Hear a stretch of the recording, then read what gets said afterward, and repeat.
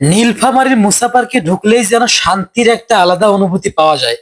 পুকুরের উপর বাঁকা কাঠের ব্রিজ আর ছোট কাঠের স্ট্রাকচার গুলো প্রথম দেখাতেই মন কেড়ে নেয়।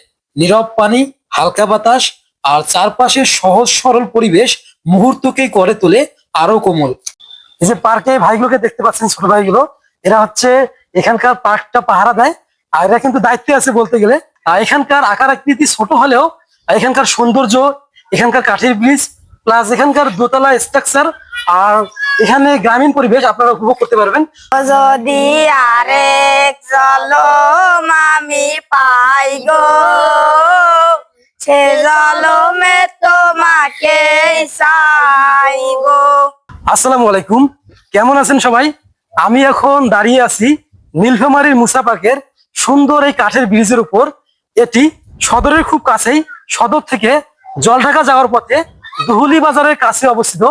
এখানকার শান্ত পরিবেশ, বড় পুকুর এবং আঁকাবাঁকা কাঠের ব্রিজ সব মিলিয়ে জায়গাটি খুব মনোমুগ্ধকর একটি জায়গা। তো চলুন এই পুরো নান্দনিক পার্কটি ঘুরে আসি। মুসা পার্কে ঢুকতেই সবচেয়ে আগে চোখে পড়ে বিশাল পুকুরটা। আর পুকুরের উপরে তৈরি করা হয়েছে কাঠের আঁকাবাঁকা ব্রিজ, যা পার্কের সবচেয়ে আকর্ষণীয় অংশ। ব্রিজটা শুধু পথ নয়, মাঝে মাঝে ছোট ছোট দুতলা ঘরের মতো কাঠের স্ট্রাকচার তৈরি করা আছে। এই কাঠের ঘরগুলোতে দাঁড়িয়ে ছবি তোলা যায়, অল্প সময়ের জন্য বিরতি নেওয়া যায় বা শুধু পানি দেখেও মুহূর্তটা উপভোগ করা যায়। ব্রিজের আকৃতি একটু আঁকাবাঁকা, যা এটিকে আরো ইউনিক এবং সুন্দর করে তুলেছে। আমি 1.5 বছর আগে আসছিলাম, আর এখানে তেমন উন্নত ছিল না তখন। এখন অনেকটাই উন্নতকরণ করা হয়েছে। আর এই যে দেখতে পাচ্ছেন ব্রিজটি দেওয়া হয়েছে, এটা কিন্তু মানে পাড়ের সাথে একটা সংযোগস্থল তৈরি করা হয়েছে, যার কারণে অনেকজন এই যে দেখতে পাচ্ছেন এই মানে পাড়ে হাঁটতে পারে। আর পাড়ে কিন্তু অনেক দোলনা দেওয়া হয়েছে, মানে বসার স্থান দেওয়া হয়েছে। আর সেখানে মানুষ গ্রামীণ পরিবেশ উপভোগ করতে পারে। এখানে দাঁড়িয়ে সামনে দেখা যায় পুকুরের শান্ত পানি, নিচে হালকা ঢেউ আর চারপাশে নীরব পরিবেশ। মনটা একদম শান্তি খুঁজে পায়। ব্রিজের মাঝের ঘরগুলোতে দাঁড়িয়ে মনে হয় যেন পুরো পুকুরটা নিজের চোখে ধরা পড়ছে। পুকুরের পানির প্রতিফলনে ব্রিজ এবং আকাশের ছায়া একসাথে সুন্দর দৃশ্য তৈরি করে।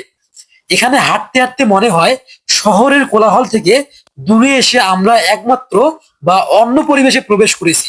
পার্কে খুব বেশি গাছ নেই, তবে পুকুরের পাড়ের দিকে অনেকগুলো সারিবদ্ধভাবে গাছ রয়েছে। আর এখানকার খোলা পরিবেশ এবং হাওয়া প্রবাহে মনটা শান্ত হয়।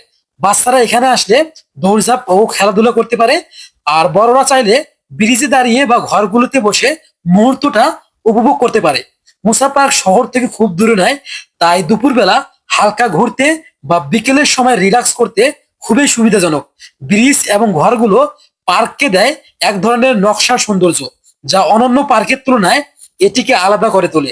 যদি আরেক জলম আমি পাই গো, সে জলমে তোমাকে চাই গো। যদি আরেক জলম আমি পাই গো, সে জলমে তোমাকে চাইব। এ জলমে তুমি হলে না আপন, প্রেমের নামে শুধু ভেঙে দিলে মন। দিদির কাছে সবই কইব, যদি আরেক জলম আমি পাই গো, সে জলমে তোমাকে চাইব। যারা নীলফামারী শহরে থাকেন বা নীলফামারী শহরের আশেপাশে থাকেন, তাদের জন্য বলবো মুসার পার্ক একদম নিখুঁত চয়েস। কেননা এখানকার আকার আকৃতি ছোট হলেও এখানকার সৌন্দর্য, এখানকার কাঠের ব্রিজ প্লাস এখানকার দোতলা স্ট্রাকচার আর এখানে গ্রামীণ পরিবেশ আপনারা উপভোগ করতে পারবেন। আর বলবো শহরের ব্যস্ততম সময় থেকে এখানে একটু চাইলে সময় কাটাতে পারেন।